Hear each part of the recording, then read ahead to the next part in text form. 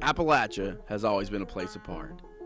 From the settling of the rugged mountain frontier to establishing society and culture amongst diverse backgrounds and rural settings. Unique amongst the mountains were the melting together of musical styles and influences from all over the world, creating Appalachian Mountain music, music exclusive to the culture and communities of Appalachia.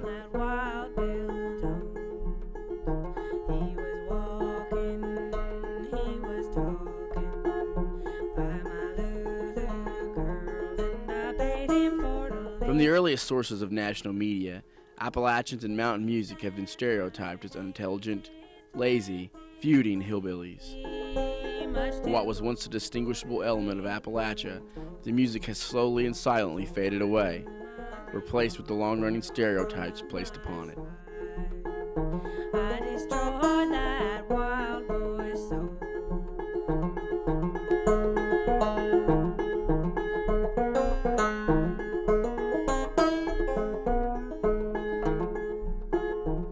Today, modern Appalachian archivists, university scholars, Appalachian historians, and musicians have preserved the music of the past and allowed a new generation to experience a rich part of its history and artistic innovations of a proud mountain people. He says, darling, now you're left alone. They carried me down to Frankfurt town and they threw me into jail. And the saddest thing I ever knew, little Lulu wouldn't go my bail. I've been in my, I make my living primarily as an artist, and a lot of people, they want Appalachia to be just like everybody else. So my art, I feel like, comes in and says, we're not. Yeah, it used to make me ashamed a little bit too, where you almost wouldn't want to admit where you're from sometimes if you went somewhere, especially a big city. Is there something horribly wrong with that? No acceptance, or very low acceptance of anything that had to do with hillbilly or country or anything like that. Reckon you'd make a hollering noise too if you was to lay egg like that. Man, oh man. Part of getting away from that traditional music is people being afraid of that negative sort of hillbilly stereotype. The hot fields.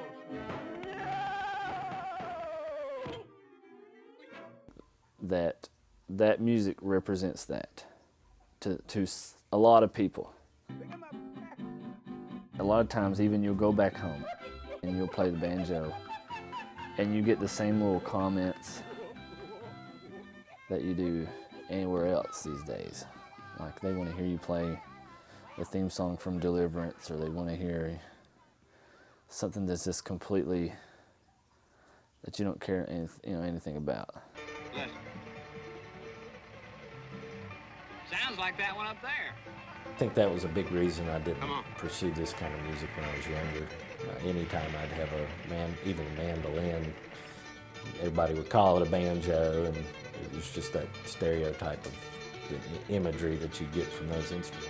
It's funny because I think the older we get in this culture, the more people start to relate to their heritage, and I see a lot of the students, college-age students, be attracted to that idea, that they're kind of embracing their past, and but you get a lot of people that age who don't want anything to do with it except to make fun of it. One of the reasons why bluegrass was successful is that the first generation of bluegrassers made a very focused attempt to not present that way.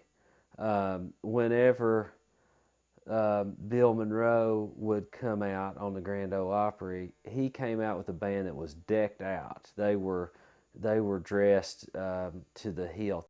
Really did that on purpose, to steer people away from this stereotype of a hillbilly. Pictures of my family, my grandfather and his brothers playing, and they always were dressed nice in the 30s, in the 20s and 30s. They always dressed nice. Fit every other stereotype, you know. A lot of them were heavy drinkers, and they weren't very well educated, and they, you know, I've heard stories about people busting instruments over each other's heads and that kind of thing. But they were dressed nice. They tried to appear as something different than this stereotype. In love with her? Yes, sir. An awful fool. Oh, what for you bought me? When my father after he started preaching, he didn't let anyone on the outside know that he did, because he wasn't supposed to. But he would still get the old banjo out. He was the old-time banjo picker, and play and sing to make us kids laugh. You know, Arkansas Traveler and all those songs like that that he knew. And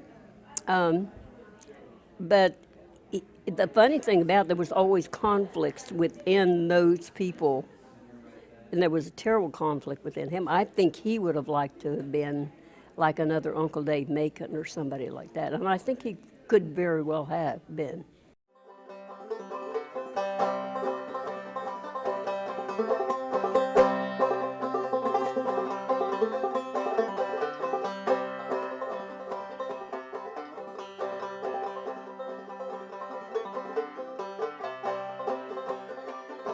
There's a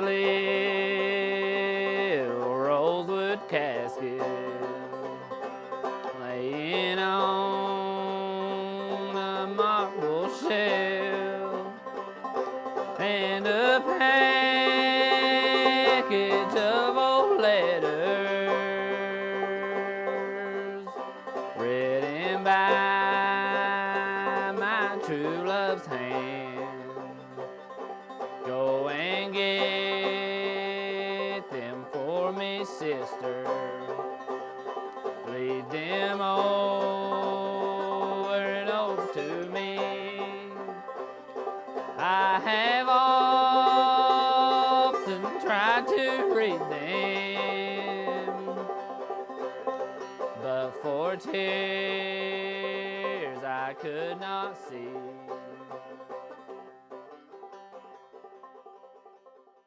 These collectors, John Harrod, Mark Wilson, and Gus Mead, and all these guys who did the bulk of the field work in the 70s and 80s, they've been very gracious in donating their materials and letting universities such as Moorhead and Berea and U of L have access to these and digitize them. A number of musicians were getting up in years, traditional musicians were getting up in years, and these were the folks who the term oftentimes is thrown around a bit, who were tradition bearers, who had learned their music, fiddle tunes for instance, early 1900s, from elderly or up in years individuals, of pressure at that time of not just the endangered musical abilities of these individuals in the 1960s and 70s, but these individuals might have taken to the grave tunes that were being played much, much earlier.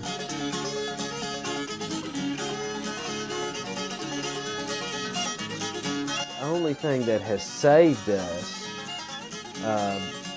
from that stuff just being gone has been the same technology of recording it and having recordings, having guys like John Harrod and Gus Mead and Mark Wilson and Nancy McClellan and Jamie Wells and, you know, all these guys that went around with tape recorders and recorded people. You know, what happened with those guys, I'm sure John told you, is that he caught the last of these people that learned pre-radio and pre-recordings in old age and recorded them, and really just that last slice of common people, not these big figures around, like, and not even this tiny slice really like that Alan Lomax got in the 30s. You know, it was a pretty tiny slice of extremely isolated pockets. I'd already been recording everybody I could on a little cassette recorder. Again, just because it was there and nobody else was paying attention to it. And I didn't really think it was going to disappear, but I thought it was pretty important that somebody be getting it. I mean, those people were going to die because they were all old, but I didn't think it was going to disappear. But I knew it was important for somebody there that knew about it to make sure it was all kept. I was born in Kentucky. I've lived here all my life except for 2 years, and you know, my motive was to learn to play the fiddle the way they did, and you know, whatever money I made doing that has been negligible. I mean, I've spent far more of my time and my money to sort of help these things along than I've ever made money off of it. When some of the collectors began getting out and doing field work, they did find that there were people sitting around on their back porches still playing. And there were lots and lots of people when people started collecting, you know, like Sharp and the different ones. They were surprised to find how many songs that these people still knew. And of course, you don't, unless you're singing that, you could not probably remember all those words.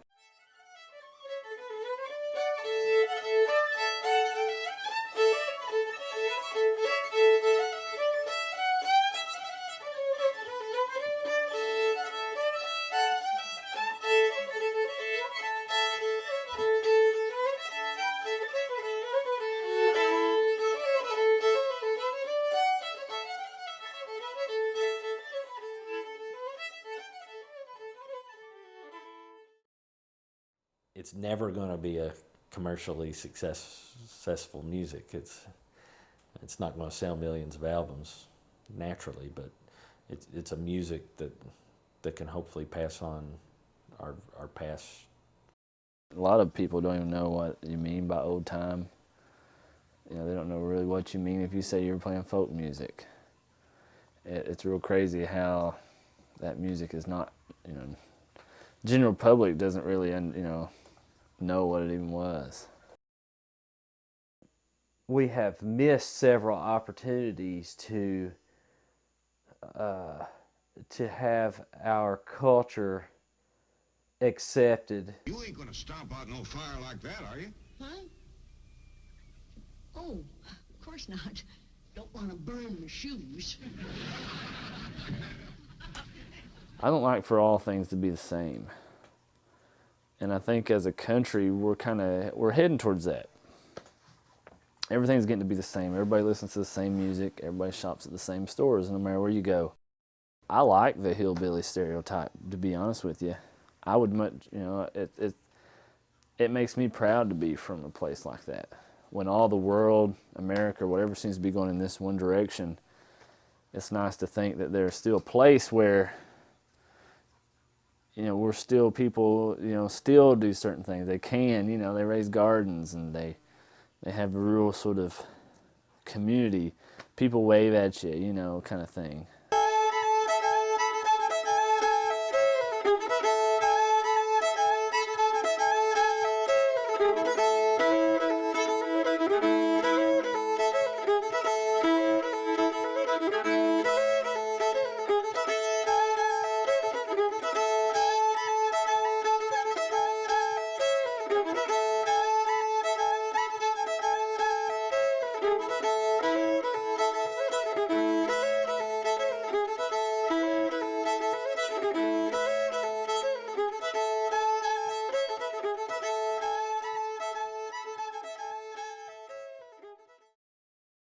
It's definitely a revival time for old time music right now.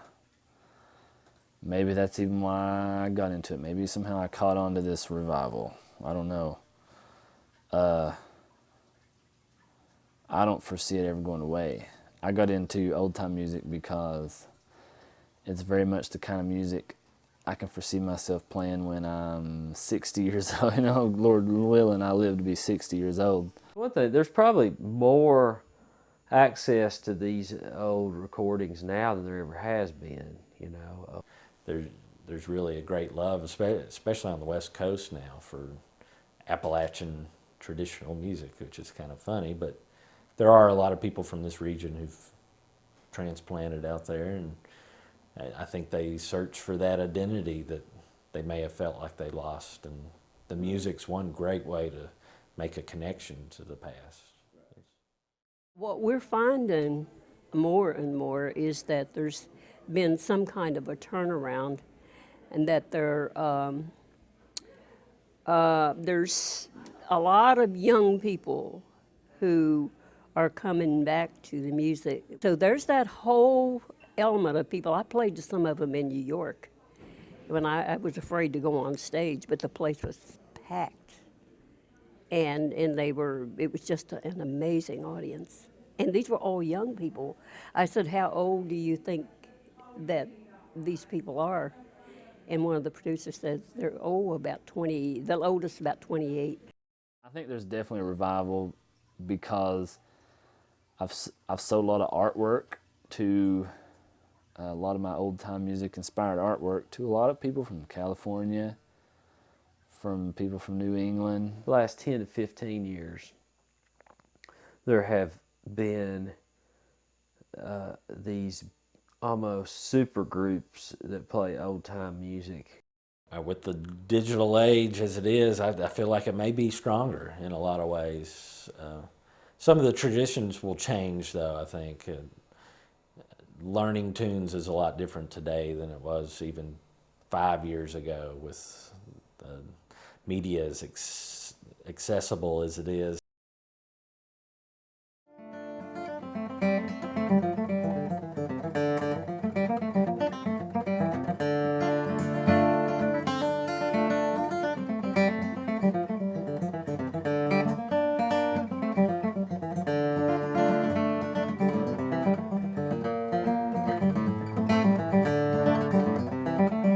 A tradition that was almost silenced has now been resurrected, with universities throughout Appalachia now offering degree programs and credit opportunities to study and research Appalachian Mountain music and culture.